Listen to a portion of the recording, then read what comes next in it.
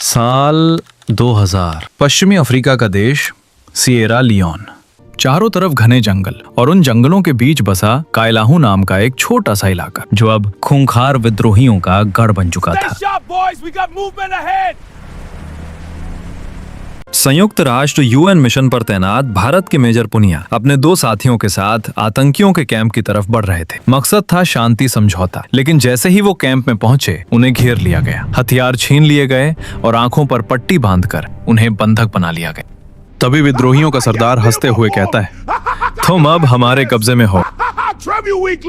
इतना ही नहीं, हजारों की तादाद में इन विद्रोहियों ने भारतीय सेना के बेस को चारों तरफ से घेर लिया, जहां 223 भारतीय फौजी मौजूद थे। भारत से 10,000 किलोमीटर दूर विदेशी धरती पर हमारे जवान मौत के साए में फंस चुके थे।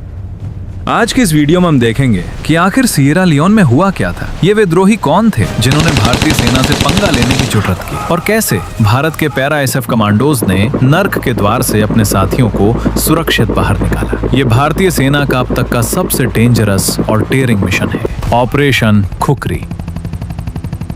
कहानी में आगे बढ़ने से पहले हमें ये समझना होगा कि आखिर एक शांत देश में इतना खून खराबा क्यों हो रहा था। सिएरा लियोन पश्चिमी अफ्रीका का एक बेहद खूबसूरत देश। कुदरत ने इसे समंदर, जंगल और बेशकीमती हीरों डायमंड से नवाजा था, लेकिन अफसोस यही हीरे इस देश के लिए वरदान नहीं बल्कि एक श्राप बन गए। साल 1991 में पड़ोसी देश लाइबेरिया का एक तानाशाह चार्ल्स टेलर सिएरा लियोन के हीरो पर कब्जा करना चाहता था। अपनी हवस को पूरा करने के लिए उसने एक बागी गुट खड़ा किया जिसका नाम था रेवोल्यूशनरी यूनाइटेड फ्रंट यानी RUF। विद्रोही गुट RUF का नेतृत्व फोदे संको कर रहा था। RUF का मकसद देश की सरकार को गिराकर हीरे की खदानों पर कब्जा करना था। इन विद्रोहियों का तरीका बेहद क्रूर था। ये गांवों में घुसते और वहां के आम नागरिकों, चाहे वो बच्चे हों या बुजुर्ग, उनके हाथ और पैर काट देते थे ताकि वो वोट न दे सके। उन्होंने मासूम बच्चों का बचपन छीनकर उनके हाथों में खिलौनों की जगह AK-47 थमा दी। ड्रग्स का नशा देकर उन बच्चों को किलिंग मशीन बना दिया गया। दरिंदगी यहीं खत्म नहीं हुई। RUF के इन राक्षसों ने उन बच्चों से उनके ही माता पिता को मरवा देते थे ताकि बच्चा वापस जाने के लायक न रहे। वो कहते, अब हम ही तुम्हारा परिवार हैं। देखते ही देखते सिएरा लियोन नशा करने वाले चाइल्ड सोल्जर्स और हैवानों का घर बन गया। पूरा देश चल रहा था और दुनिया तमाशा देख रही थी। जब हालात बेकाबू हो गए तो साल 1999 में संयुक्त राष्ट्र ने दखल दिया। एक शांति समझौता हुआ और UN ने अपना mission United Nations mission in Syria 11 यानी UNAMSIL शुरू किया। मकसद था देश में शांति लाना और विद्रोहियों से हथियार डलवाना। शांति बहाल करने के लिए कई देशों की सेनाएं बुलाई गईं, जिनमें सबसे बड़ी जिम्मेदारी मिली भारतीय सेना को। भारत ने अपनी सबसे बेहतरीन टुकड़ियां वहां भेजी। इसमें शामिल थीं 5/8 गोरखा राइफल्स की बटालियन और पैरा स्पेशल फोर्सेस के घातक कमांडोज। दिसंबर 1999 में जब भारतीय सैनिक वहां पहुंचे तो उन्हें दारू और कायलाहू जैसे इलाकों में तैनात किया गया। ये वो इलाके थे जहां RUF का सबसे ज्यादा जोर था। लेकिन हमारे फौजी वहां सिर्फ गोलियां चलाने नहीं गए थे, उन्होंने वहां के लोगों का दिल जीतना शुरू किया। भारतीय सेना ने मेडिकल कैंप्स लगाए जहां फ्री में सर्जरी और इलाज होता था। उन्होंने बोरवेल खोदकर लोगों को पीने का साफ पानी दिया, भूखे बच्चों के लिए लंगर लगाए और स्कूल शुरू किए। सिएरा लियोन के गरीब लोगों ने पहली बार बंदूक की नली की जगह मदद का हाथ देखा था। भारतीय सैनिक उनके लिए मसीहा बन चुके थे। लेकिन भारतीय सेना की यही लोकप्रियता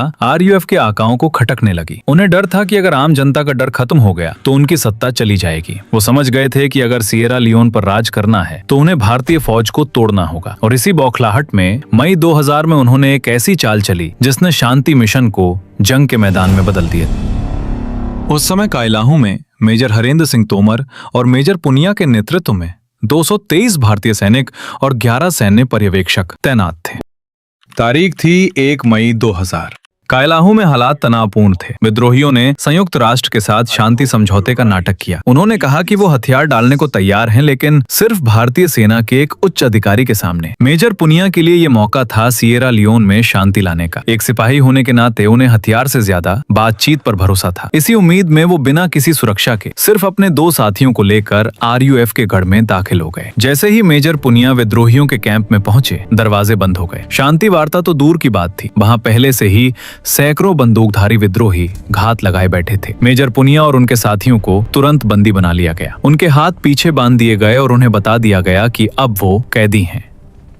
ये एक सोची समझी साजिश थी। विद्रोहियों का प्लान सिर्फ मेजर पुनिया को पकड़ना नहीं था, बल्कि पूरी भारतीय बटालियन को घुटनों पर लाना था। वहीं दूसरी तरफ विद्रोहियों की एक भारी भरकम फौज ने कायलाहू में स्थित भारतीय सेना के बेस को चारों तरफ से घेर लिया। 223 भारतीय सैनिक अपने बेस के अंदर थे और बाहर हजारों की संख्या में RUF के विद्रोही AK-47, RPG और एंटी एयरक्राफ्ट गन लेकर तैनात थे। हमारे जवानों के पास हथियार थे, गोला बारूद था, लेकिन आदेश था गोली नहीं चलानी है, हम शांति मिशन पर हैं। विद्रोहियों ने बेस की बिजली काट दी, पानी की सप्लाई बंद कर दी और खाने के रास्ते ब्लॉक कर दिए। रसद पहुंचाने वाले हेलीकॉप्टर्स को लैंड करने की जगह नहीं दी जा रही थी। वो लाउडस्पीकर पर चिल्ला रहे थे, हथियार डाल दो, अपनी गाड़ियां हमें दे दो, हम तुम्हें जाने देंगे।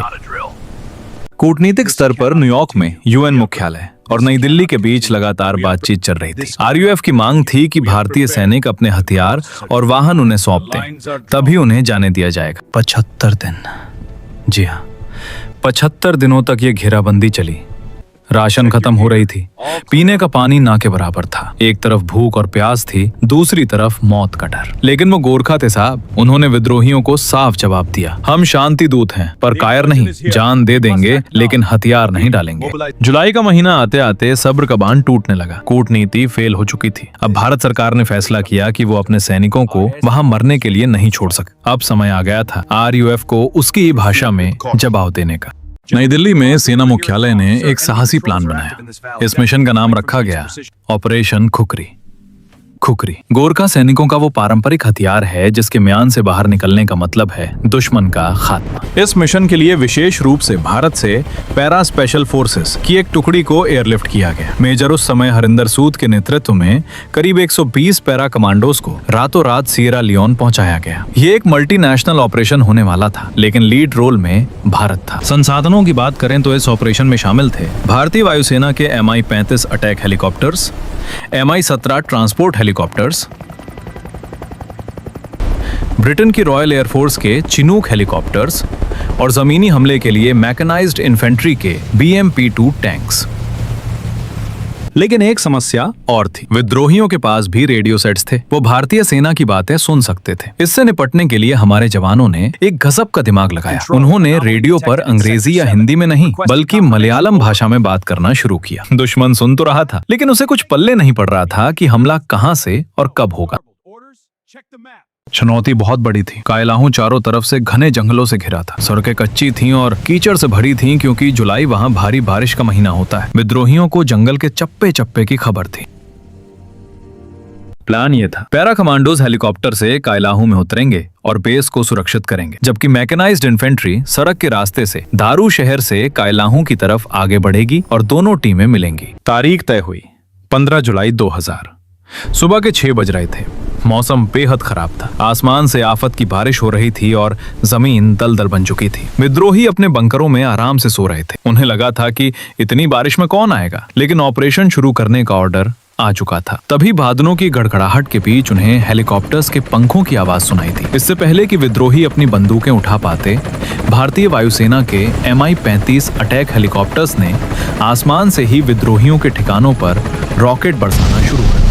ठीक उसी समय मेजर हरिंदर सूद के नेतृत्व में 80 से ज्यादा पैरा SF के कमांडोज चिनूक हेलीकॉप्टर्स से रस्सियों के जरिए सीधे विद्रोहियों के सिर पर उतर गए। जैसे ही कमांडोज जमीन पर पहुंचे, उन्होंने सबसे पहले सफेद फास्फोरस ग्रेनेड्स का इस्तेमाल किया। धमाकों के साथ ही विद्रोहियों के कैंप में अफरा तफरी मच गई। जो विद्रोही कल तक भारतीय सेना को सरेंडर करने की धमकी दे रहे थे, आज वो अपनी जान की भीख मांगते हुए जंगल की तरफ भाग रहे थे।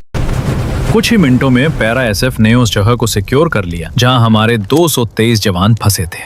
गोरखाओं ने अपनी खुखरियां निकालनी और घेरा तोड़कर बाहर आ गए। ट्रकों का काफिला तैयार हुआ और हमारे जवान वहां से निकलने लगे। लेकिन पिक्चर अभी बाकी थी।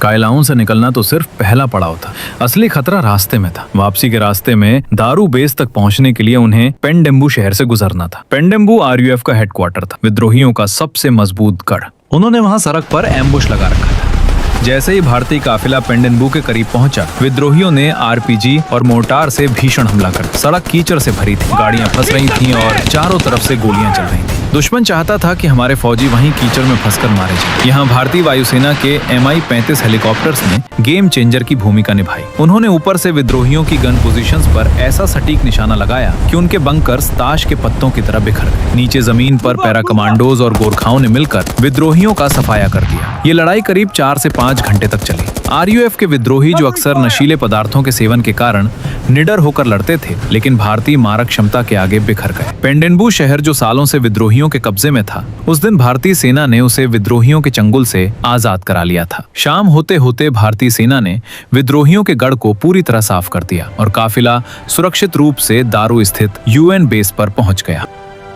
इस ऑपरेशन में दुर्भाग्यवश हमारे एक बहादुर जवान हवलदार कृष्ण कुमार शहीद हो गए। उन्होंने अपने साथियों को बचाने के लिए गोलियां अपने सीने पर ले ली, लेकिन उनकी शहादत बेकार नहीं गई। भारत ने अपने सभी 223 सैनिकों को दुश्मन के जबड़े से सुरक्षित निकाल लिया था। हवलदार कृष्ण कुमार और उन सभी वीर सपूतों को हमारा नमन, जिन्होंने 10,000 किलोमीटर दूर अनजानी धरती पर तिरंगे की शान के लिए अपनी जान की बाजी लगा दी। ऑपरेशन कुकरी सिर्फ एक रेस्क्यू मिशन नहीं था, ये एक संदेश था पूरी दुनिया को और हर उस दुश्मन को जो भारत की शराफत को कमजोरी समझने की भूल करता है। संदेश साफ था, भारतीय सेना शांति की पुजारी जरूर है, लेकिन अगर कोई उसे छेड़ेगा तो वो 7 समंदर पार जाकर भी घर में घुसकर मारेगी। दोस्तों, अगर आपको भी अपनी भारतीय सेना और पैरा स्पेशल फोर्सेस पर गर्व है तो कमेंट में जय हिंद जरूर लिखें। और अगर आप चाहते हैं कि हम ऐसे ही अनसुने ऑपरेशंस पर और वीडियो बनाएं तो इस वीडियो को लाइक करें और चैनल को सब्सक्राइब करके बेल आइकन दबाना ना भूलें।